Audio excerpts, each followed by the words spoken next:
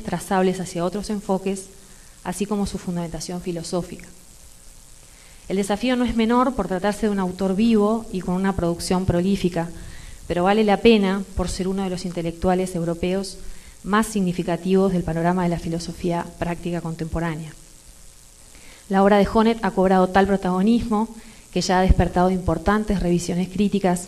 También aquí intentaremos recoger algunas de ellas. La tesis que me interesa defender en esta presentación es que la teoría del reconocimiento de Axel Honneth tiene un enorme potencial explicativo y prospectivo, pero a mi juicio tiene importantes limitaciones normativas.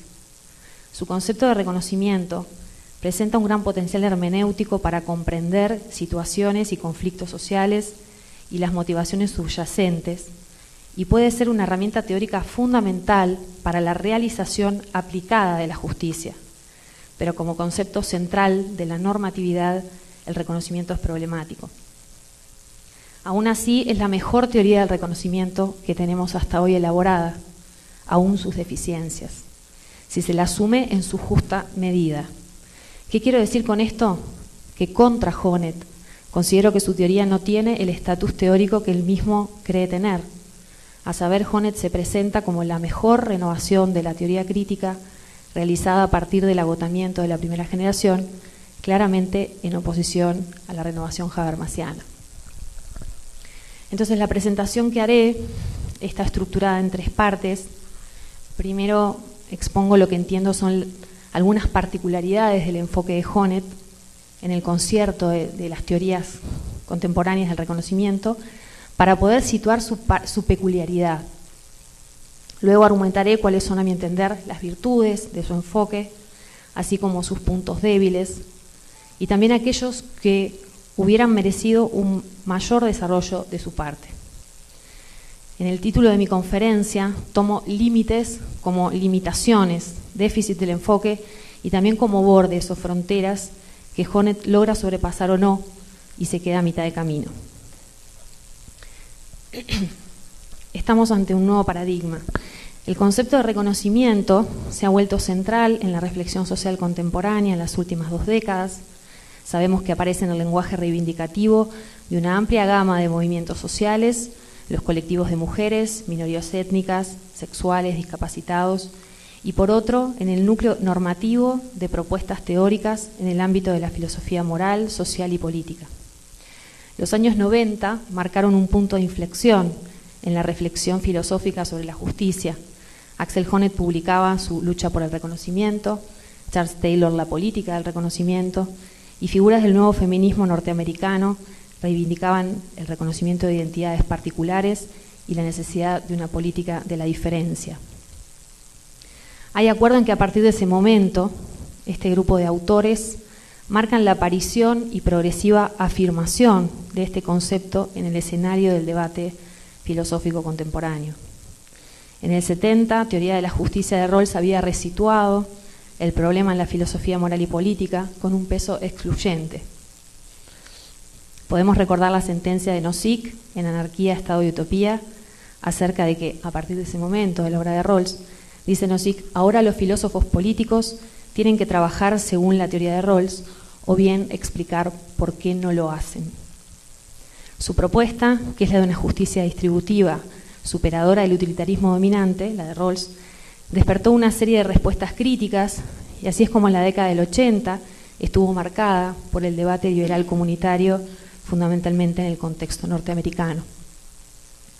La situación en la que surgieron lo que hoy conocemos como modelos teóricos del reconocimiento, Taylor, Honneth, Fraser, fue precisamente un cierto agotamiento de las teorías de justicia distributiva y la conciencia de que un tratamiento igualitario entre los ciudadanos, o lo que es lo mismo, una sociedad justa, no se agota en la distribución equitativa de recursos o bienes primarios. A su vez, estos filósofos de reconocimiento mostraban cierta insatisfacción por la posición comunitarista en el debate. Por ejemplo, Honneth y Taylor explícitamente intentan ofrecer una síntesis superadora de este debate en el concepto de reconocimiento.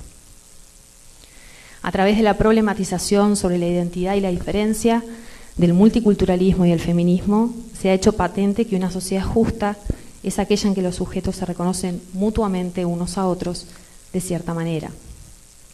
Los niveles de reconocimiento o de menosprecio que una sociedad presenta entre sus miembros marcan la textura de su tejido social, usando la metáfora de Honneth en The Fabric of Justice.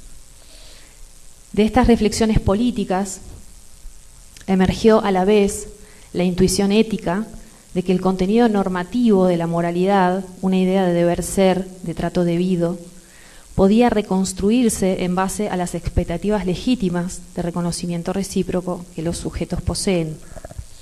El concepto de reconocimiento entonces mostraba tener por un lado un gran poder explicativo de las interacciones cotidianas, de nuestras vivencias, y ser a la vez un concepto normativo, porque en el centro de este llamado que todos sentimos a ser reconocidos radica un ideal ético regulativo, la idea de que poseemos un valor que no puede ser dañado ni menospreciado.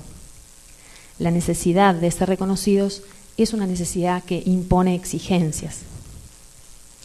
La voz del reconocimiento que se alzó contra la visión liberal hegemónica se convirtió rápidamente en un nuevo paradigma que enriqueció la polémica sobre la justicia social, básicamente por ampliación del terreno de la discusión.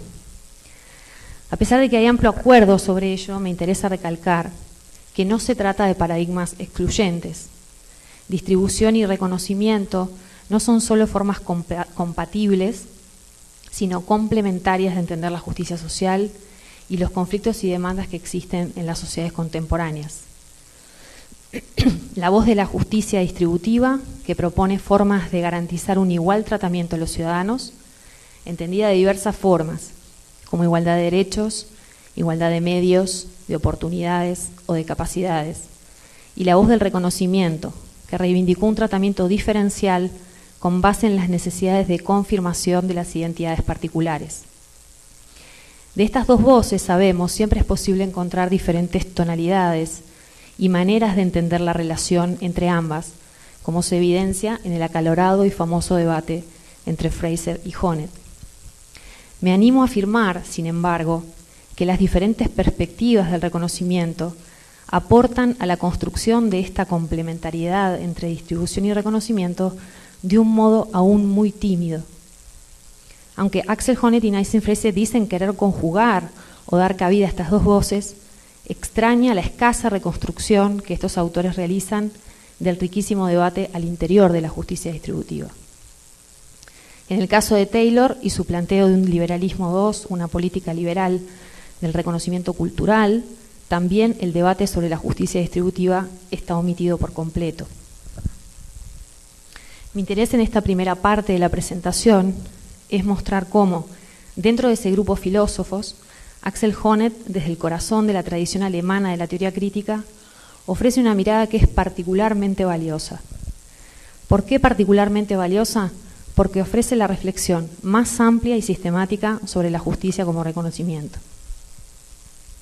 Antes de hablar de esa amplitud y sistematicidad, creo que un paso imprescindible para valorar la teoría de Honneth es comprender algunas peculiaridades del enfoque de este autor entre todas las teorías. Deseo privilegiar dos aspectos que pautan un tinte peculiar a su obra: su noción de crítica social y su intento de construir una teoría global. Les voy a pasar a explicar esos dos puntos. ¿Cuál es su peculiar noción de crítica social? Como filósofo social heredero de la teoría crítica, Honneth quiere hacer crítica social de la modernidad, de las sociedades capitalistas modernas, de su carácter justo o injusto, sano o patológico. Así lo expresa en la introducción a su lucha por el reconocimiento, y cito a Honneth: intento desarrollar sobre la base del modelo hegeliano los fundamentos de una teoría social con contenido normativo. Fin de las comillas. Es relativamente fácil hacer crítica social. La cuestión es hacer crítica social normativa, como Honneth reconoce explícitamente. O sea, ofrecer un criterio fundamentado, justificado, en el que asentar la crítica social. Pues bien, Honneth pretende hacer crítica de la sociedad, pero no es cualquier noción de crítica la que maneja. Se trata de hacer crítica inmanente. Los fundadores de la Escuela de Frankfurt hicieron crítica de la economía política o crítica más amplia de la razón instrumental, entendiéndola al modo como Marx realizó su crítica de la ideología, esto es, como una crítica normativa inmanente que descubre en el mundo social un elemento de referencia para criticar precisamente a ese mundo.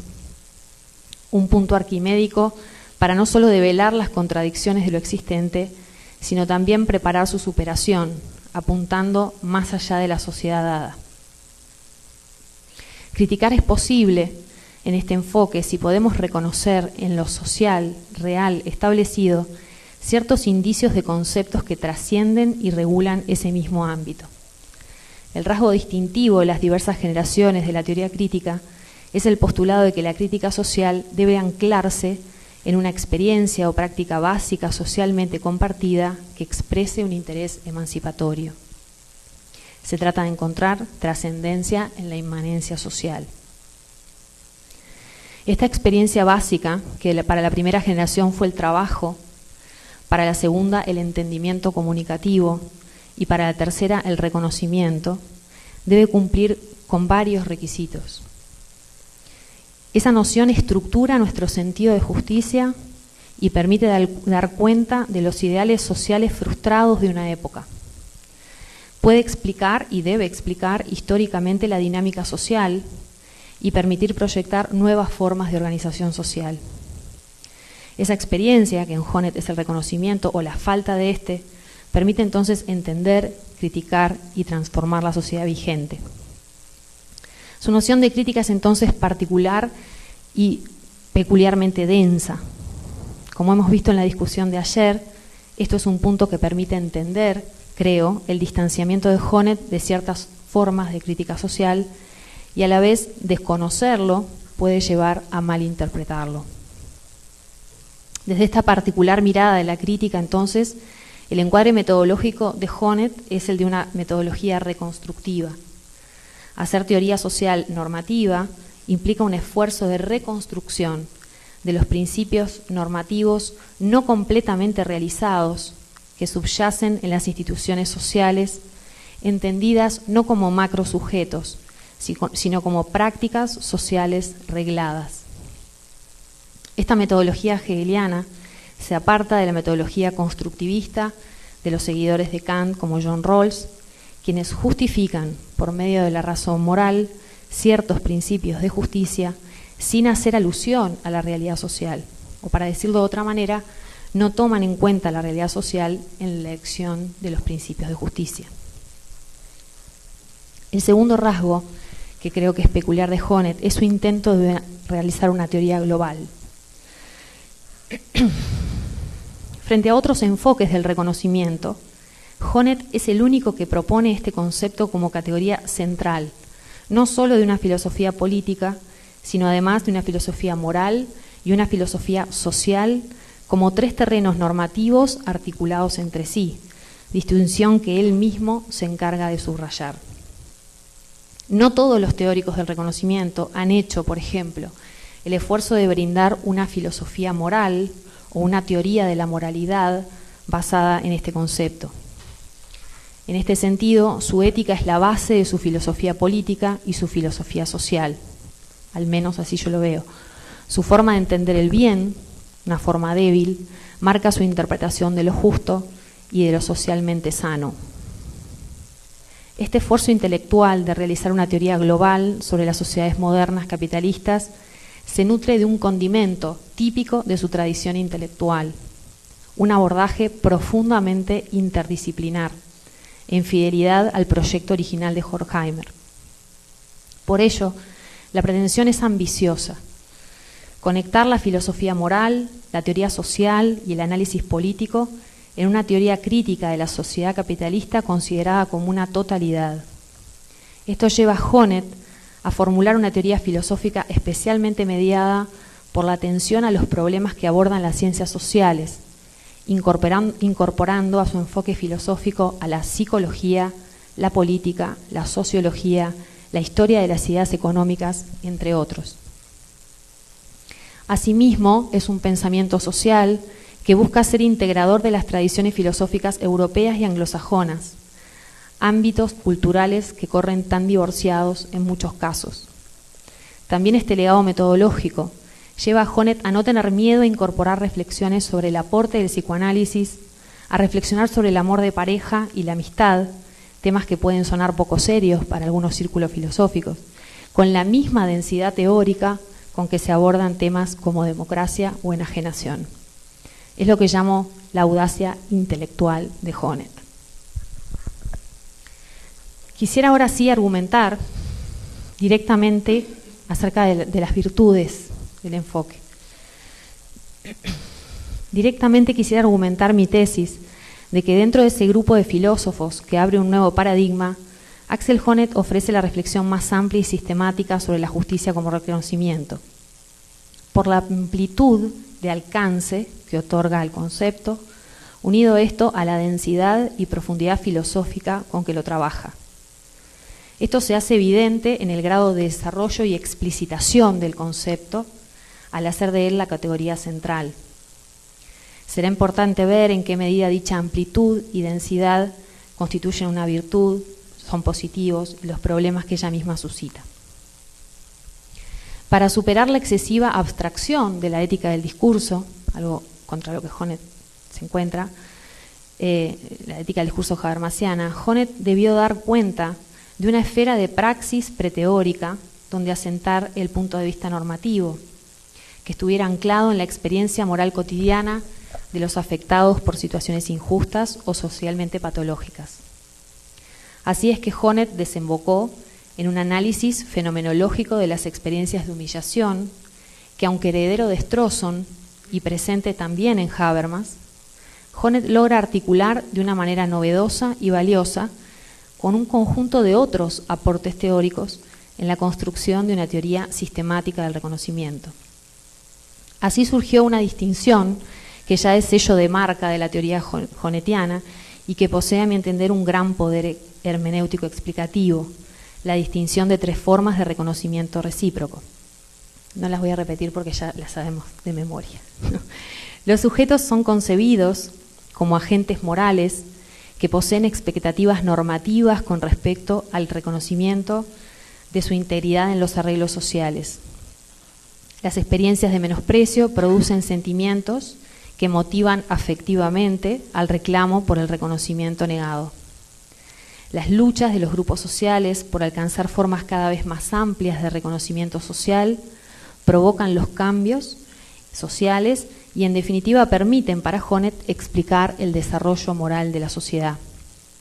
Complementa ello con la distinción de tres formas y grados de menosprecio correlativas, a saber, maltrato físico, la privación de derechos o la exclusión social y la injuria o deshonra, cada una de las cuales involucra una herida a cierta forma específica de autorrelación, la autoconfianza, el respeto y la autoestima. El reconocimiento es eje de su filosofía moral, es el elemento que encarna los juicios teórico-morales en la moralidad cotidiana y a la vez es punto de referencia para una crítica inmanente. Charles Taylor, sin embargo, por poner un ejemplo, que recurre al reconocimiento hegeliano como eje para su teoría política, elabora más bien una ética de la autenticidad como categoría central y no una ética del reconocimiento. Por otro lado, también el reconocimiento es eje en Honneth de una teoría pluralista y reconstructiva de la justicia, que bajo el sentido hegeliano de entenderla presenta tres principios normativos: el de atención cuidadosa, el de igualdad jurídica y el principio del mérito. Dependiendo de la esfera social de que se trate, la teoría enfatizará el aspecto moral de la igualdad deliberativa, la justicia de las necesidades o la justicia en la valoración del desempeño. También aquí el reconocimiento es la categoría clave de análisis para desentrañar las experiencias sociales de injusticia. Si observamos el panorama de las restantes teorías del reconocimiento, es posible visualizar que muchas de ellas se han desarrollado dando prioridad a una de estas esferas o principios. El planteo de Charles Taylor estuvo, como sabemos, centrado en proponer una forma de liberalismo sensible a la diferencia para responder a los desafíos del multiculturalismo, sensibilidad que Honneth ubica en la tercera esfera de la valoración social. En todo caso, el planteo de Taylor puede verse como operando en la discusión sobre la segunda y la tercera esfera de Honneth. Y aunque Taylor retoma la crítica feminista al liberalismo igualitario, su teoría del reconocimiento omite deliberada y explícitamente la referencia a las reivindicaciones de reconocimiento en la esfera privada, tan importantes para la tradición feminista. Por su parte, las feministas, que están lejos de ofrecer un planteo filosófico-político homogéneo, pero sobre todo el feminismo posmoderno, se ha centrado más en visibilizar el reconocimiento de la primera esfera de Honneth, conceptualizando una ética del cuidado o pensando la justicia en relación a las dinámicas internas del hogar que no están legisladas por el derecho familiar. Incluso con respecto a su propia tradición, Honneth amplía el concepto. No debemos pasar por alto lo siguiente: aunque es a Honneth a quien rápida y explícitamente se lo identifica con una teoría del reconocimiento continental, es de justicia recordar que esta noción es en realidad previamente traída al interior de la teoría crítica por Habermas. La idea de un sujeto de reconocimiento recíproco es una coincidencia básica en la idealización del sujeto de la ética del discurso de Habermas y la teoría del reconocimiento de Honneth. Indudable es la referencia común en ambos autores al Hegel del período de Jena y sus intuiciones intersubjetivistas. Indudable es la referencia común a Mead para una argumentación psicológico-antropológica de tal ideal. También es claro que hay diferencias en las formas y nivel de la apropiación del concepto hegeliano en ambos autores. Las referencias al reconocimiento en Habermas son escasas y podría decirse que es un concepto utilizado antes que analizado en profundidad. Como es sabido, Habermas quiere alejarse de Hegel. Por su parte, en Habermas el concepto central es el de un entendimiento comunicativo, en todo caso un reconocimiento de tipo solo cognitivo. Y la explicitación del concepto de reconocimiento y sus modalidades es extremadamente acotada. La teoría habermasiana se presenta como una valiosa interpretación de la segunda esfera honnetiana, la del reconocimiento jurídico, y esboza solo algunas consideraciones que Honneth encuentra muy débiles sobre la esfera de la solidaridad. Junto a ello destacaría nuevamente el alcance más amplio que da el concepto, sobre todo la novedad de inclusión de la esfera de la vida íntima, que fue totalmente desconsiderada por Habermas. Así, la filosofía moral y política de Honneth resulta una concepción integradora que reúne tanto las reivindicaciones normativas de la tradición feminista de la ética del cuidado, que han dedicado atención al primer nivel de reconocimiento, las clásicas reivindicaciones universalistas y liberales de corte kantiano, y hasta los planteos éticos comunitaristas centrados en la solidaridad. Por último, también el reconocimiento es eje de una filosofía social que intenta articular una teoría social más sensible a la conflictiva interna del mundo de la vida. Tal filosofía social va más allá de los principios para una sociedad justa y piensa en clave de una sociedad sana. Tiene por tarea determinar y diagnosticar procesos de desarrollo social que pueden ser vistos como desórdenes o patologías sociales. Su análisis de las patologías sociales excede el terreno de los principios de justicia y vuelve la vista a la cuestión de cómo una comunidad puede garantizar a sus miembros una vida buena, además de una vida justa. Las circunstancias sociales que se perciben como alienadas, sin sentido o reificadas, exceden la consideración sobre la falta de libertad política o la distribución injusta de bienes u oportunidades. Este terreno de reflexión da a la teoría de Honneth una amplitud mayor aún en los problemas que trabaja, que van desde el consumismo, la juridización de los conflictos familiares, la flexibilización laboral solapada en formas ideológicas de reconocimiento de los trabajadores, la reificación del otro en los sitios web de búsqueda de pareja, por citar algunos ejemplos. Un enfoque integrador y muy ambicioso en el que Honneth pretende, no siempre con éxito, vincular sus reflexiones éticas y filosófico-políticas con cuestiones de vida buena social.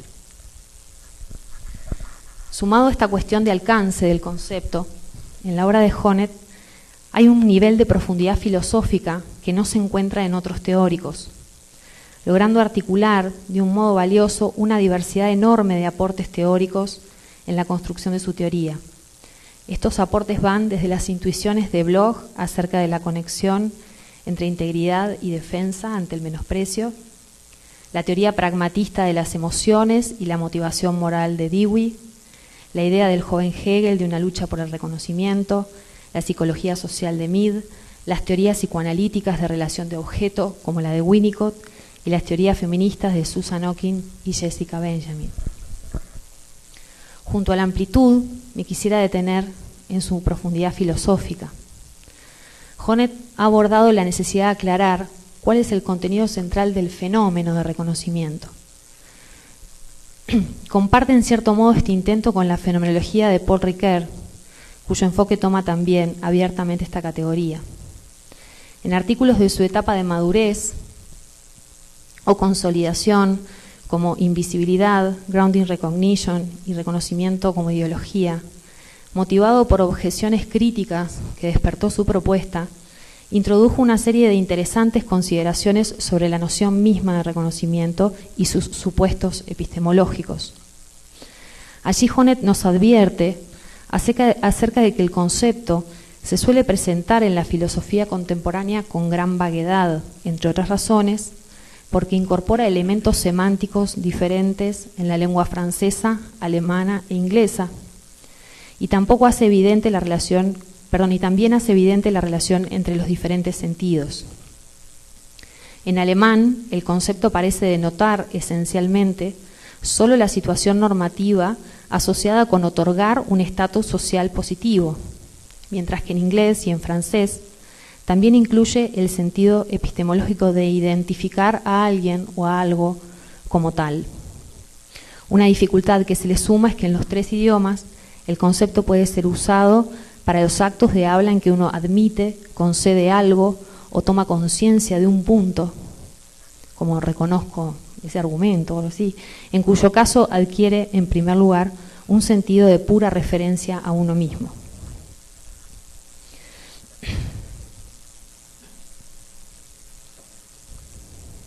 Honneth sostiene que el sentido original hegeliano es el que rescata la lengua germánica. Puede ser comprendido ante todo como una afirmación valorativa de las cualidades positivas de sujetos o grupos. Explica así que el reconocimiento consiste en un acto moral que está anclado como acontecimiento cotidiano en el mundo social, por lo que se deja de lado la acepción meramente cognitiva del término y se lo asume como un concepto ético. Así, reconocimiento sugiere un reconocimiento práctico y no meramente intelectual. No implica la simple identificación de una cosa o persona como tal, sino la asignación de un valor positivo. Por eso cuando Hegel nos habla de la lucha por el reconocimiento, no está planteando el problema de identificación intelectual del otro, sino de valoración moral. Por otro lado, Honneth introduce en estos textos una clarificación conceptual para mí valiosa. Nos aclara que el reconocimiento no opera solamente en el plano de las relaciones interpersonales. Puede ser otorgado por personas, a través de gestos, actos, pero también garantizado institucionalmente, darse a través de medidas institucionales. Las regulaciones y prácticas de las instituciones pueden contener representaciones acerca de cualidades de valor de los seres humanos que deben ser reconocidas. Existen prácticas en la rutina de las instituciones que dan un reconocimiento no intencional, que puede ser visto como una sedimentación de prácticas de reconocimiento del mundo de la vida. Honneth ha hecho otro esfuerzo importante, el de intentar aclarar el estatus epistemológico de ese comportamiento afirmativo.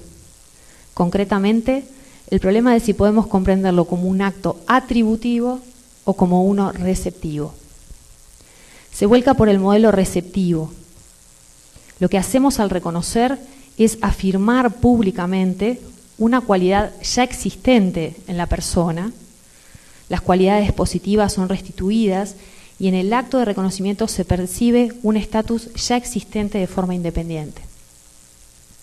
Claro que para asumir el modelo receptivo, Honneth debe comprometerse con la existencia objetiva de ciertos valores, y así aboga por lo que él denomina un realismo moderado de valor. Dichas razones evaluativas o valores que debemos poder percibir en personas o grupos expresan certezas del mundo de la vida, que no son cualidades de valor fijas, objetivas, sino variables históricamente. El mundo de la vida social puede ser concebido como una segunda naturaleza, dice Honneth, y los sujetos que son socializados con éxito en el horizonte de experiencia de un mundo de la vida determinado aprenden a percibir las cualidades valiosas de las personas, al mismo tiempo que aprenden los comportamientos correspondientes.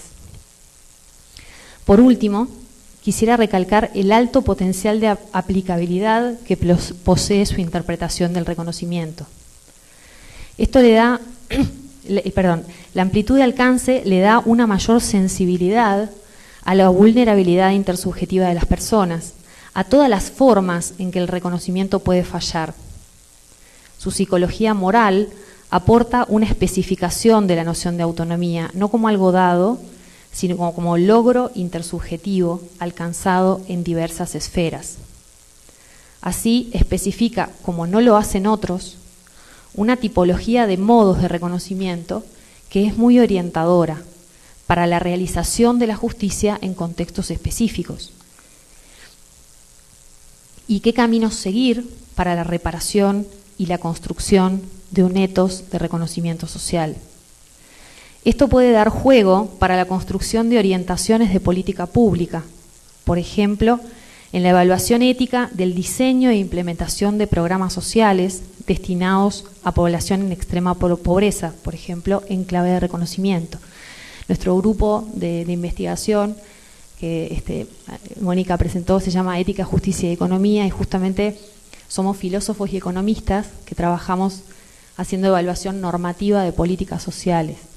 Entonces, el enfoque del reconocimiento es un nuevo enfoque para evaluar de qué forma se diseñan los programas sociales que trabajan con pobreza extrema, de qué forma se evalúan y se implementan.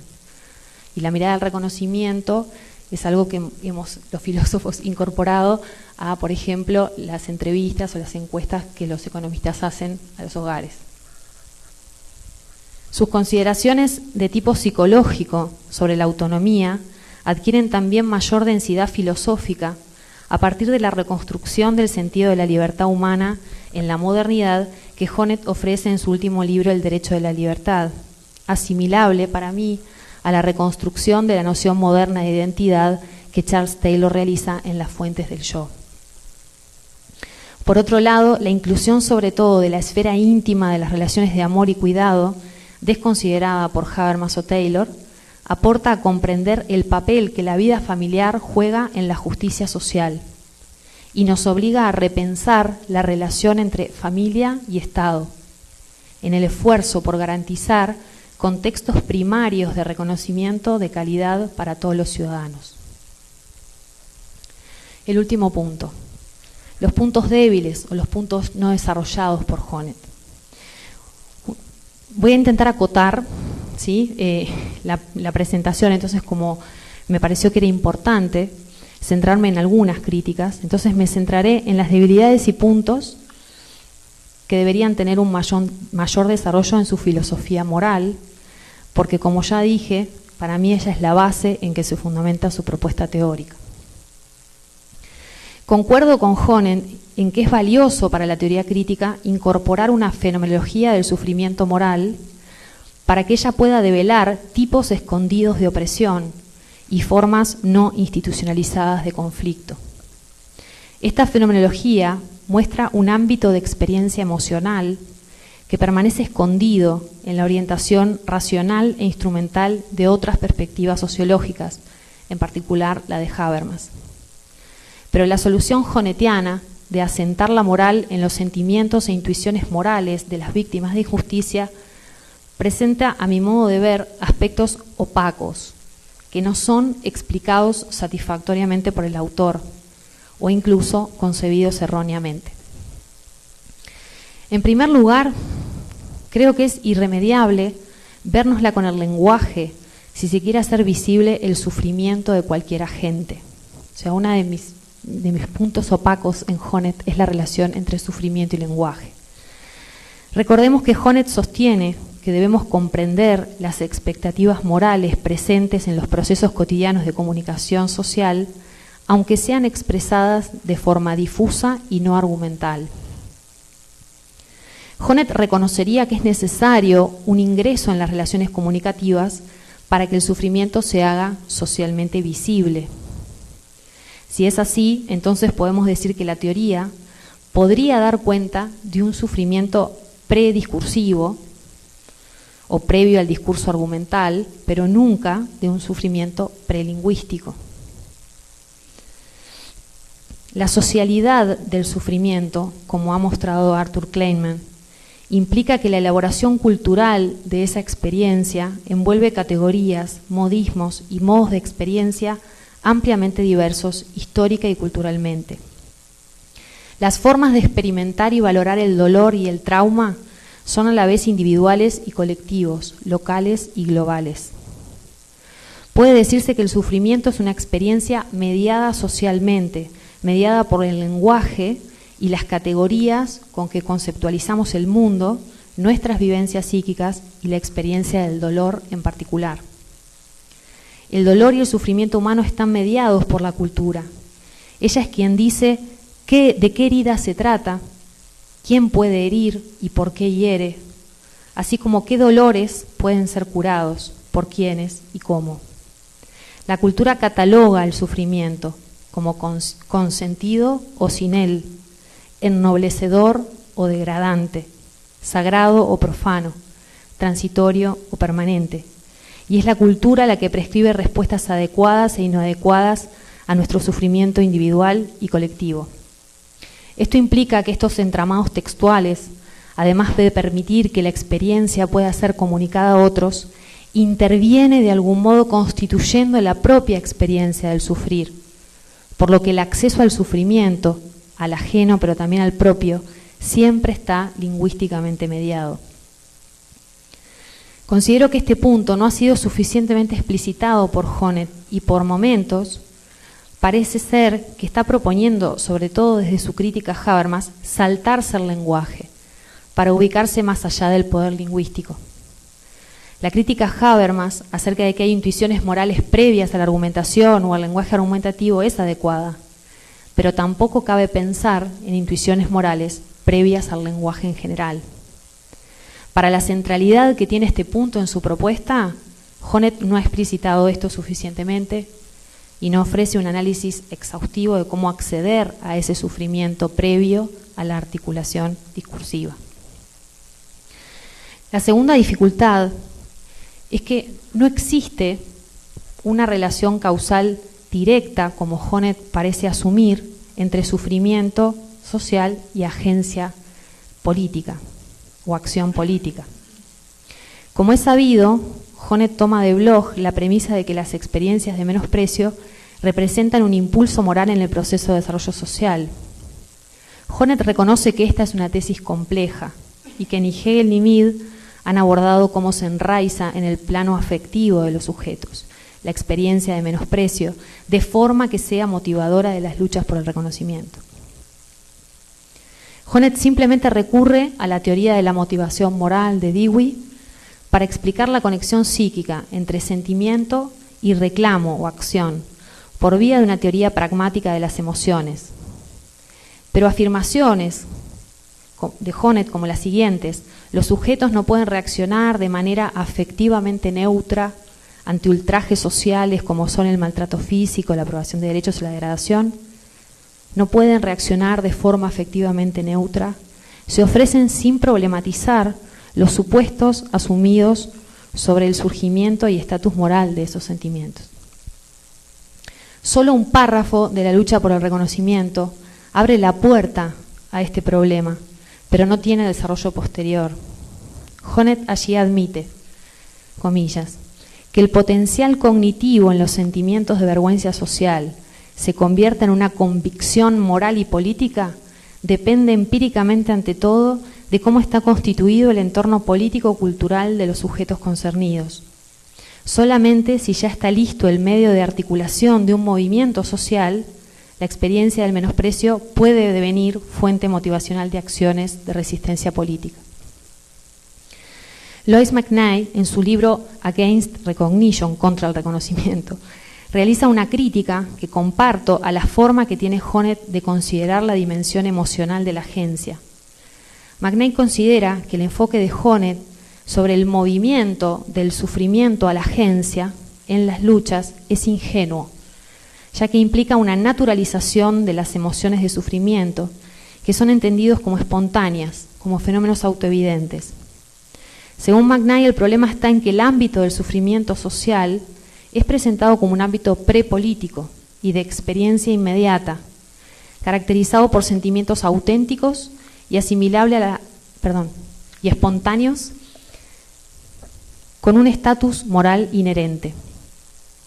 Con acierto, esta crítica señala que no es evidente que todo sufrimiento lleve a una toma de conciencia política, ni hay relación causal directa entre el sufrimiento social y su manifestación en una conciencia oposicional. McKnight entiende que Honneth aceptaría, en teoría, una idea de mediación, pero en la práctica ha desarrollado una ontología del reconocimiento.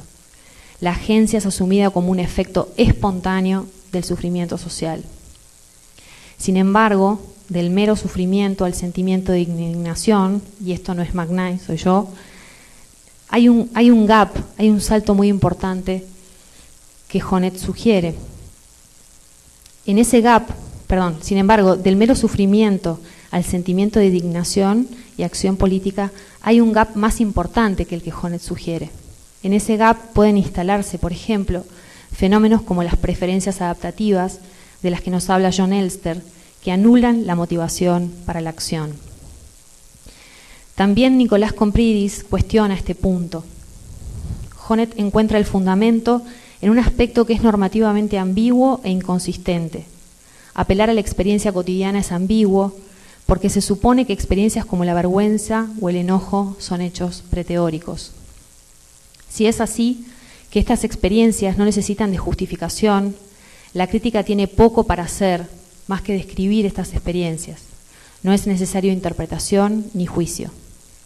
Por el contrario, dice Compridis, las experiencias morales raramente pueden ser tomadas como hechos preteóricos.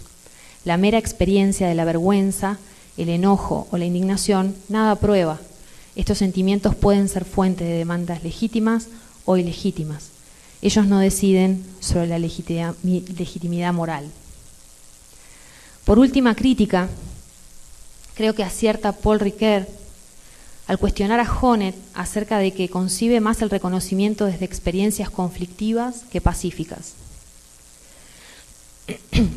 Piensa que Honneth ha analizado el reconocimiento exclusivamente desde la exigencia, y esto puede llevar a una conciencia desgraciada que se traduce en victimización incurable o reivindicación constante y combativa, y que la lucha se vuelva lucha interminable.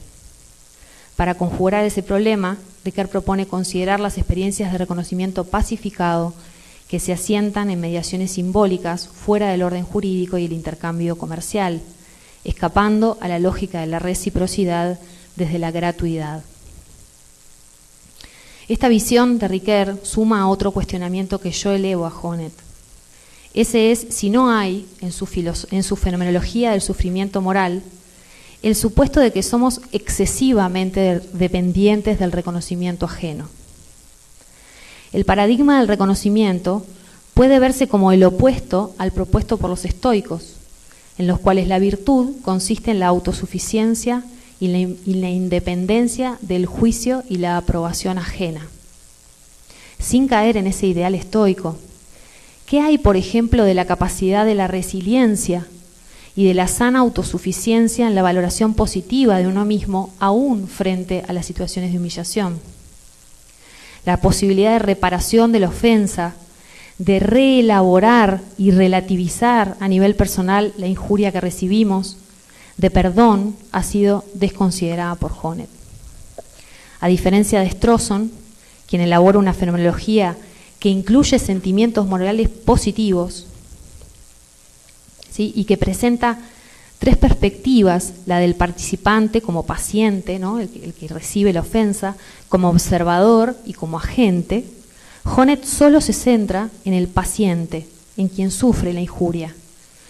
Para Strawson es tan real el sentimiento de indignación con el que reaccionamos a los agravios como el hecho de que las disculpas reparan el sentimiento de resentimiento en el agredido y tiene capacidad de perdonar. Sin embargo, y por último, la dificultad más importante que creo que tiene su filosofía moral es su idea de una eticidad formal. Ya el término parece contradictorio. La ética de Honneth intentó situarse entre Kant y Aristóteles y superar los déficits de ambos paradigmas. Las relaciones de reconocimiento que puedan proteger a los sujetos del sufrimiento del menosprecio constituyen prerequisitos para la integridad humana y forman el núcleo de la moralidad. Estas condiciones intersubjetivas, que necesariamente han de darse para poder hablar de una vida lograda, según Honneth, no implican un concepto de vida buena, un concepto sustantivo de vida buena, sino un concepto formal de eticidad, y ofrecen un criterio para distinguir en la lucha social los motivos emancipadores de los regresivos. Las dificultades de Honneth a la hora de fundamentar filosóficamente esta idea de una eticidad formal se perciben desde el inicio, desde la evidente ambigüedad con que presenta el estatus de las esferas de reconocimiento. Por momentos no quedan claros si son constantes de la naturaleza humana, algo así como una antropología formal, o un producto histórico contingente. Esta dificultad se consolida porque el autor oscila entre una suerte de antropología moral universal y débil que pueda trascender contextos específicos, a una cierta eticidad propia de las sociedades modernas occidentales como canon crítico. Sin embargo, ninguna de estas dos alternativas las fundamenta de un modo satisfactorio y a fondo, atendiendo a las posibles objeciones que cada una de ellas pudiera levantar. Para salvarse de caer en una filosofía de la historia, Honneth termina sugiriendo una suerte de historicismo. Se restringe a sostener que esos son los principios que la modernidad ha creado como instancia crítica, desconociendo que podríamos preguntarnos también circularmente sobre la validez de estos principios. Pero a esta dificultad se suma la asunción a problemática que ocurre en algunas obras, tanto de la idea de un progreso moral como de un realismo moral a la hora de intentar resolver la posibilidad de discriminar un reconocimiento ideológico de uno emancipatorio. Concluyendo, las consideraciones que he volcado permiten vislumbrar para mí que la teoría de Honneth no ha logrado aún constituirse como una alternativa con el estatus teórico que requeriría, al menos si pretende autopostularse como la mejor propuesta de renovación de la teoría crítica. El escaso tratamiento de las salidas de fundamentación filosófica a la idea de una eticidad formal y los cabos sueltos que deja el autor es algo que llama la atención y debilita el estatus de su teoría, dando, por ejemplo, una superioridad infranqueable al modelo habermasiano en cuestiones de fundamentación filosófica última de los postulados éticos más básicos. Creo que su propuesta no logra articular de una forma solvente la trascendencia de la inmanencia por carecer de un programa de fundamentación solvente. Mi intención en este trabajo ha sido la de contribuir a valorar cuál es la verdadera potencialidad filosófica de un concepto normativo como el del reconocimiento, de la mano de un autor que, vale reconocerlo después de todas estas críticas, más allá de sus aciertos o desaciertos, sin duda nos brinda herramientas imprescindibles para pensar el reconocimiento. Es seguramente a partir de esfuerzos como el de Honneth y de proponer rupturas en la continuidad que una tradición de pensamiento como la de la teoría crítica de la Escuela de Frankfurt se mantiene viva. Muchas gracias.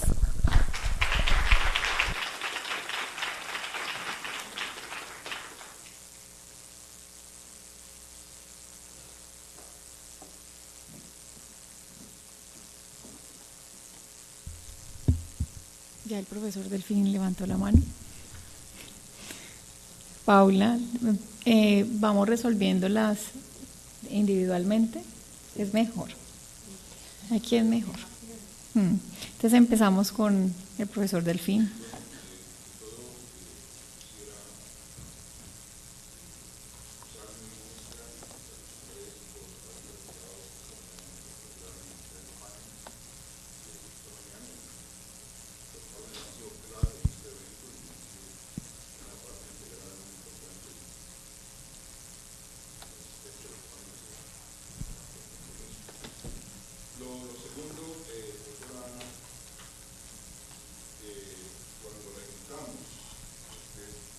Al evento y cuando decidimos que fuera su conferencia, la conferencia de clausura, como la del profesor Miguel, la conferencia inaugural, sabíamos que iba a tener usted una conferencia balance, como en efecto la ha dado, sin que esto excluyera, como en efecto no ha excluido, también una mirada crítica del autor. O sea, creo que su conferencia ha sido acertada en el sentido de que nos ha ofrecido, como cierre de todo lo que hemos discutido aquí esos 3 días, un balance muy amplio de la obra de Honneth y ha traído a colación un punto, entre otros posibles, que es su filosofía moral, digamos las debilidades de su filosofía moral, o mejor, las debilidades de su perspectiva filosófica acerca del fenómeno moral. Más bien, que creo que me parece que allí hay una gran fuente, por una parte, para que Honneth continúe desarrollando, porque hay puntos por desarrollar, y también para que sus críticos encuentren salidas alternativas una vez hayan probado los límites a los que puede llegar el enfoque honnethiano. A mí me parece que rescato mucho y comparto mucho esa última parte de su conferencia, el habernos mostrado un frente en el cual Honneth presenta reales debilidades. Solamente un comentario, a mí me llama la atención, o me llama la atención todavía, esa obsesión en el debate con Fraser, para volver un poco a lo de Magnay y al tema de la resiliencia y a otros temas, esa obsesión por dejar a un lado la filosofía política y la filosofía moral, digamos el talante normativo que tienen las filosofías políticas kantianas y haciendo eso a un lado, esa obsesión por llegar al meollo de la experiencia subjetiva y casi que aislada de sufrimiento de los individuos. Y entonces la negativa o la reacción muy fuerte frente a Fraser, cuando ella y John, por ejemplo, también piensan que es muy importante la articulación política del sufrimiento, es decir, él le reclama a ellas que por qué solamente se fijan en aquellos movimientos o grupos sociales que han logrado articular su sufrimiento en un discurso compatible con los discursos ya agenciados en la esfera pública, y trae a colación a Bourdieu, diciendo que hay una especie de complicidad con la esfera pública burguesa cuando los sindicatos, cuando los ciertos movimientos sociales son exitosos en tramitar su sufrimiento en la esfera pública, porque si se le hace caso a esos grupos, que son los que mejor, los que más fácilmente agencian su demanda, se dejan en el olvido a aquellos que no han sido capaces de articular su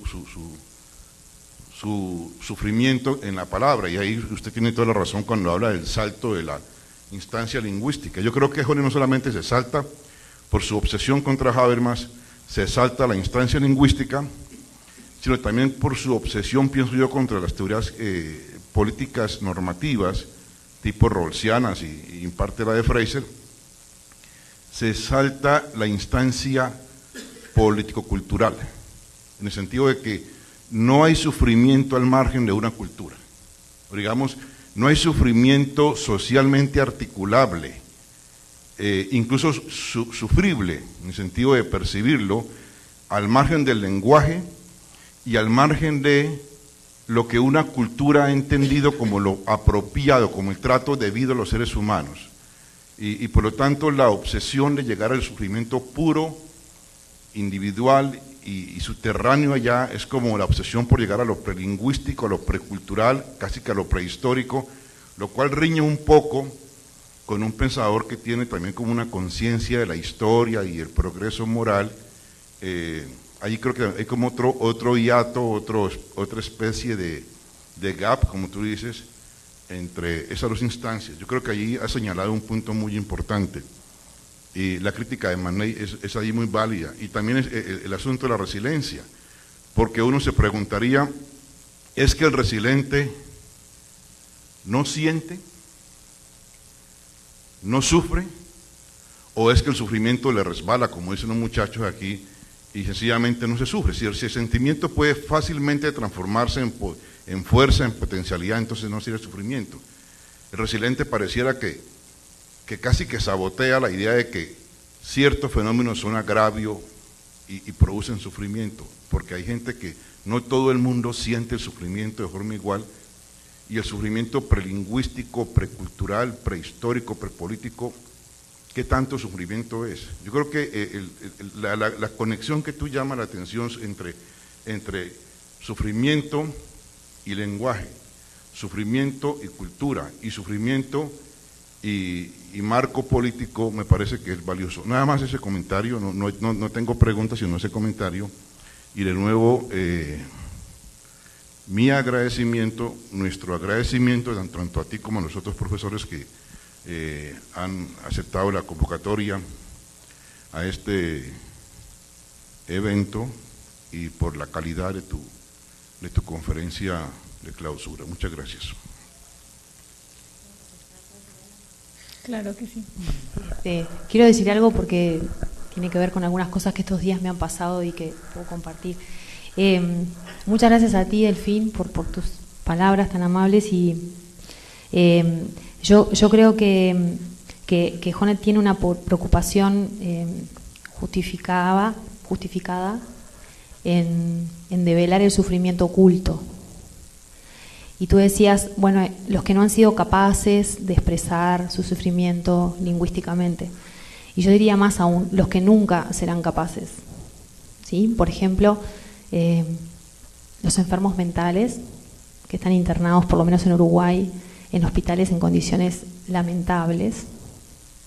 Realmente, si no hay alguien ahí que puede articular desde fuera un criterio para discernir que son condiciones dignas y que no, ellos no van a poder articularlo nunca, ¿sí? Y por otro lado, ayer justo estaba en otro encuentro, en otra universidad, y un muchacho, un trabajador social, me decía, bueno, pero entonces, ¿cómo hacemos? Porque yo trabajo con gente de la ladera, ¿puede ser? No tienen familia, están solos, no tienen reconocimiento de sus derechos y menos tienen valoración social. ¿Que están condenados? Desde Jonet están condenados, o sea, no puedo hacer nada con esa, o sea, no hay nada desde dentro que pueda responder a algo, ¿sí? Entonces digo, gracias por el comentario y me recordó de eso, ¿no?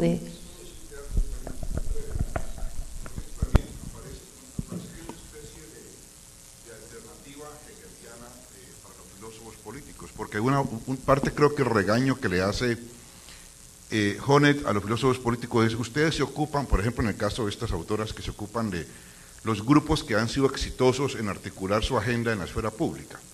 Por ejemplo, el sector LGBTI hace 40, 60, 80, 100 años, nadie pensaba que podían ser un agente político y que tenía una agenda articulable en discursos de valores políticamente compartidos.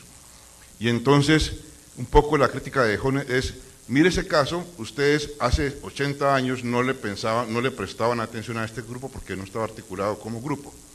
Me parece a mí que la respuesta de Fraser es un poco, si queremos decirlo así, humilde, cínica y hegeliana. ¿En qué sentido? Mire, es que nosotros trabajamos con los grupos que ya están allí. Los grupos que no están allí y están sufriendo, van a articular su voz dentro de 40 años. Ese es un problema de los filósofos dentro de 40 años. Pero nosotros estamos vivos es ahora, y el problema de nosotros es con los grupos que ya articularon su voz en la esfera pública ahora. Entonces, la obsesión por el sufrimiento pre-esfera pública y prelingüístico pues qué pena, pero que eso le queda como tarea a los filósofos que aparezcan cuando esos grupos logren articular, cuando los locos, por ejemplo, puedan articular su voz en la esfera pública. Pero por lo pronto lo que hay, ya hay suficiente grupos en la esfera pública diciendo somos tratados con injusticia, y el filósofo está atado a su tiempo y no puede hacer nada más allá de lo que tiene como tarea del presente. Solamente eso, ¿no? Gracias. Ya me callo. Paula. Bueno, lo primero es agradecerte también por la presentación brillante, iluminadora, y además pues me has dado un golpe muy fuerte a la estructura, porque me has humanizado a Honneth, a quien yo tenía pues idealizado, pero pues ya lo veo como un hombre cualquiera, con todos los detractores del mundo. Ya yo soy una detractora también, porque antes lo que encontraba en el trabajo de él era no, pero en lo que encontraba siempre era como posibilidades de yo también trabajar otras cosas, pero ahorita digo no, pero es que ¿cómo se le pasa eso? O sea, no. Bueno, entonces lo primero es eso. Lo segundo es que me atornillas más en esa idea, que yo no sé si esté bien decir atornillar, pero que me haces que insista más en esa idea del lenguaje como trámite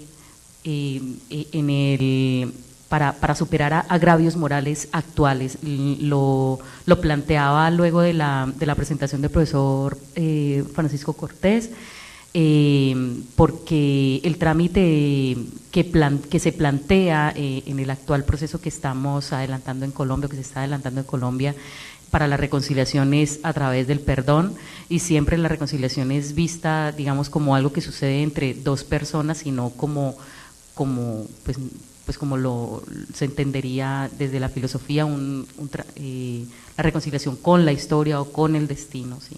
Entonces planteaba que me parece importante que más allá del trámite a través del perdón, porque no siempre es natural conceder el perdón, o uno no siempre va a creer en el perdón demandado por quien infringe al otro, independiente de que se otorgue o no el perdón, igual uno tiene que reconciliarse con su historia. Entonces, claro, he tenido esto y es que el trámite es a través del lenguaje, porque si no, entonces yo voy a quedar con el sufrimiento siempre. Pues no, es yo superándolo, ahí sí cada cual verá cómo es que se rasca las pulgas, ¿no? Es como se dice acá. Y lo otro es también que me señalas otra vez la importancia en una intuición que tenía yo y que trabajábamos durante mi tesis con el profesor Delfín, y es que claro que la relevancia nuevamente del lenguaje, pero no solamente como enunciación en el momento, sino también como construcción histórico-cultural, ¿no? Y entonces por eso es que yo pienso que el reconocimiento tiene que ser visto o indagado a lo largo de una relación histórica que sostienen sujetos históricos. O sea, no podemos hablar del reconocimiento entre peruanos y colombianos en el aquí y el ahora del profesor Justi y mío y nosotros. No, tendríamos que irnos desde hace cuánto estamos relacionados, y ahí sí revisar toda la historia. Entonces me das todavía más fuerza en ello de que, pues ya yo no sé si es una genealogía o una fenomenología, porque eso también estabas diciendo tú, pero que tenemos que revisar el reconocimiento no como una categoría del aquí y el ahora, sino como de algo que nos precede también, ¿no? Muchas gracias. Acá.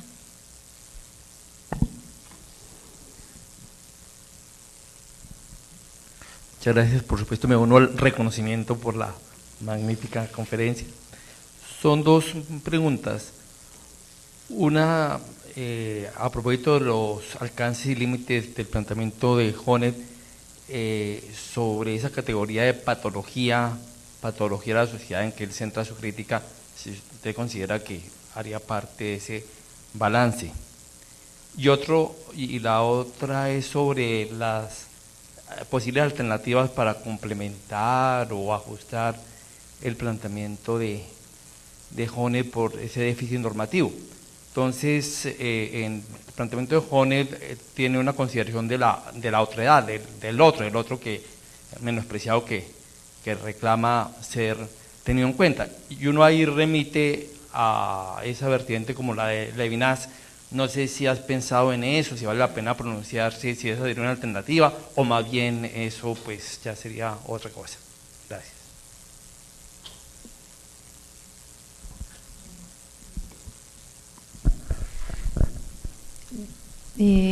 Yo no abordé específicamente las dificultades que puede tener su propuesta de filosofía social, ¿no? Y esta noción de patologías. Hay un amplísimo debate e interpretaciones sobre qué significa patología social para Honet, ¿no? Yo creo que es el terreno más resbaladizo en el que yo me he encontrado. O sea, realmente por momentos me resulta hasta como difícil de comprender, ¿no? Porque las patologías sociales, por momentos, él al principio las explicó como fallas en el reconocimiento, ¿no? Entonces, bueno, como que uno asimilaba eso como algo entendible, digamos. Pero luego insiste en que las patologías sociales son estructurales, o sea, son condiciones que no implican una intencionalidad de un sujeto, sino que son condiciones que están en la vida social, pero no dependen de la voluntad de un otro que nos quiera hacer daño, sino que de alguna forma las patologías sociales nos dañan a todos, ¿sí? Y ahí entran lógicas reedificantes, ¿no? El consumismo, por ejemplo.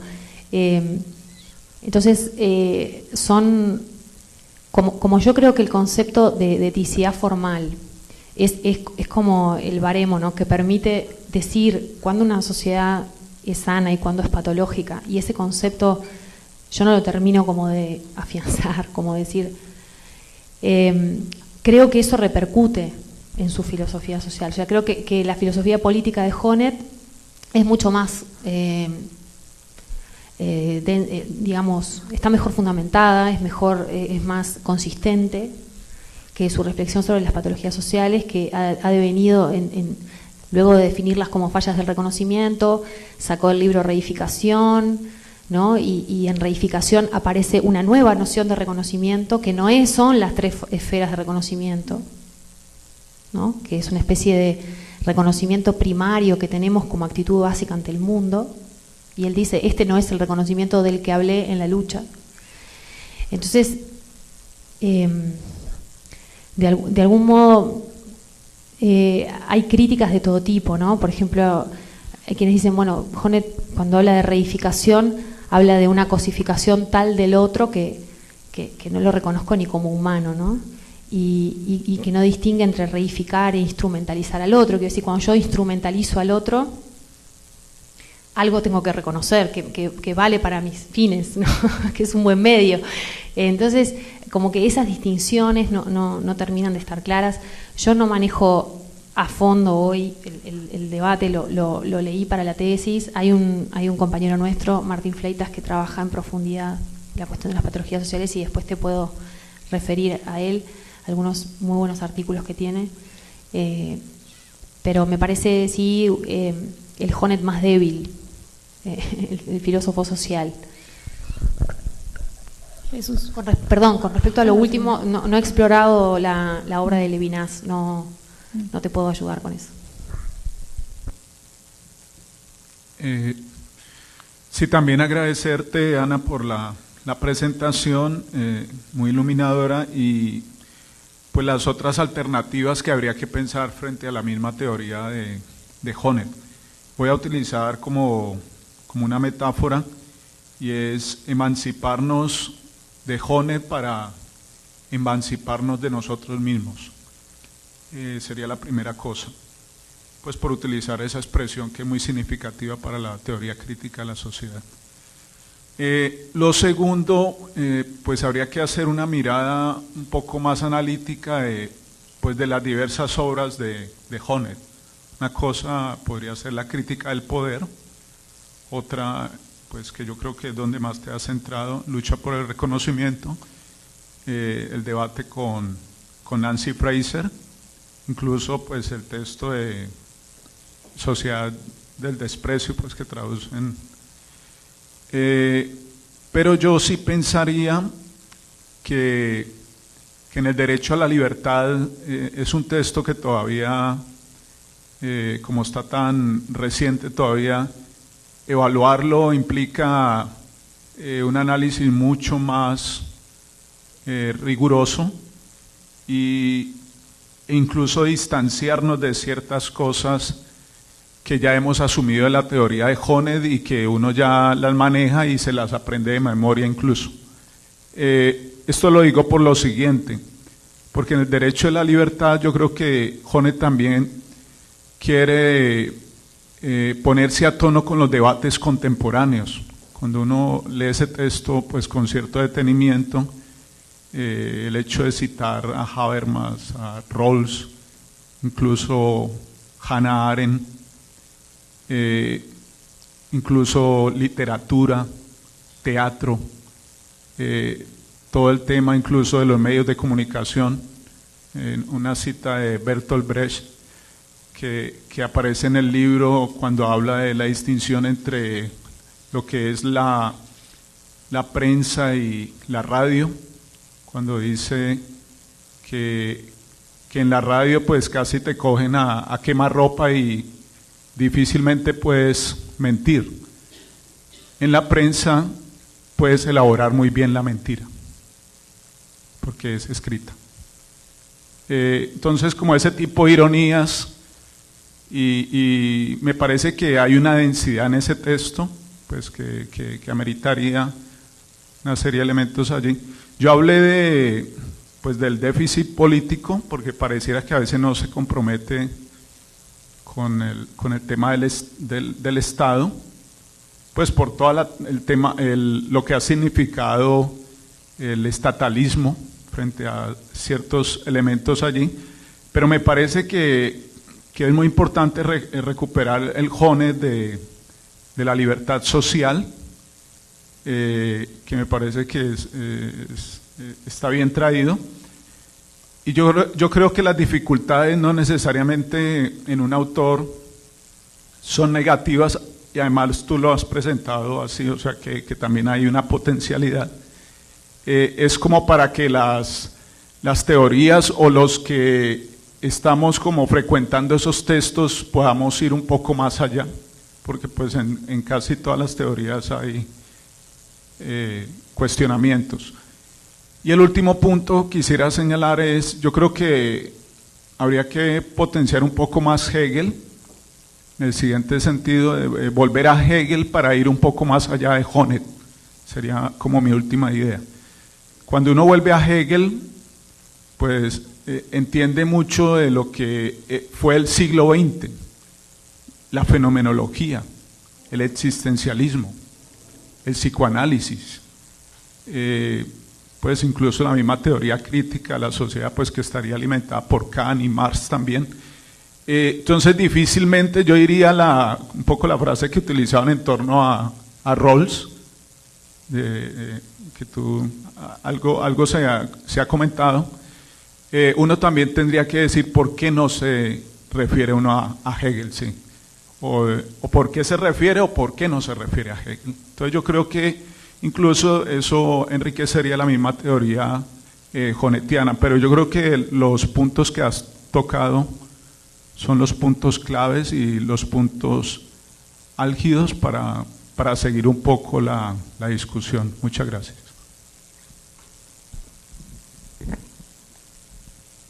Por acá.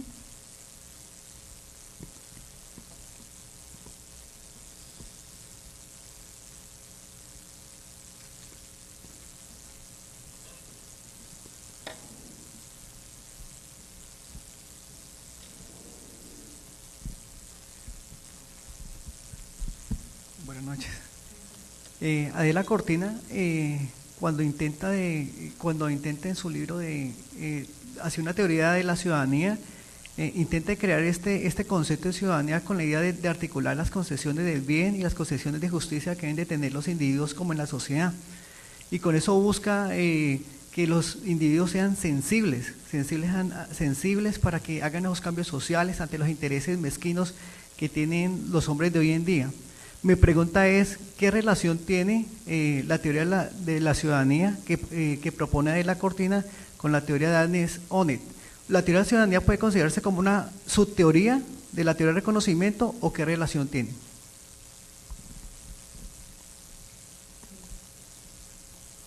No sé si ustedes estuvieron cuando Ángela dijo que Adela le había dicho que los sentimientos morales no eran un tema serio, ¿no? No me sorprende que haya dicho eso, pero seguramente hoy no lo diría. Ella escribió hace algunos años un libro que se llama Ética de la razón cordial,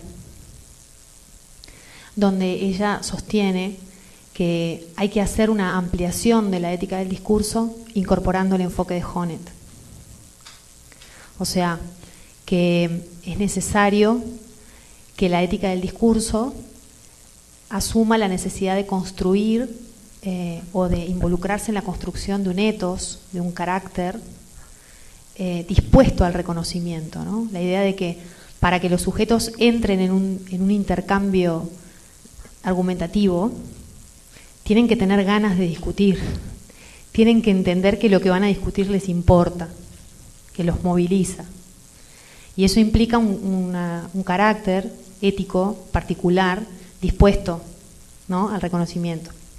Entonces ella allí elabora esta conjunción, digamos, ¿no?, la idea de amplificar, de que la ética del discurso, de que ella de algún modo es una representante, digamos, necesita ampliar su enfoque comunicativo, pasar de entender el lenguaje solo en su función argumental o centrarse solo en eso y entender otras dimensiones más amplias de la interacción comunicativa, ¿no?, entre lo que están los sentimientos, las emociones, los valores compartidos. Entonces sí, a partir de allí me parece que es correcto la intuición que tenés. Su teoría de la ciudadanía, no recuerdo ahora si creo que sí, hay un capítulo en particular que habla sobre esto, ¿no? Y de hecho existen, yo escribí un artículo sobre eso, pero hay mucha gente que está intentando aplicar la teoría de Honneth a un modelo de educación ciudadana, ¿sí? La educación para la ciudadanía, por lo menos en Uruguay, siempre ha sido una formación muy, muy intelectual, ¿no? O sea, los ciudadanos tienen que conocer a través de ciertas asignaturas en las escuelas, en la educación secundaria, tienen que conocer una serie de normativas, el funcionamiento democrático. Todo se basa mucho en conocimiento, ¿no?, con el supuesto de que el conocimiento ya basta para que la gente actúe de cierto modo. Entonces, a partir de allí se abren nuevos modelos de formas de educar a los jóvenes en una ciudadanía dispuesta al reconocimiento, ¿no? Que no puede basarse solo en estudiar la constitución de mi país. Es mucho más que eso, ¿no? Implica, por ejemplo, abrirse a otras realidades, implica salir del aula, implica entender, bueno, lo que hoy la profesora hace con sus estudiantes, ¿no? Ese tipo de cosas.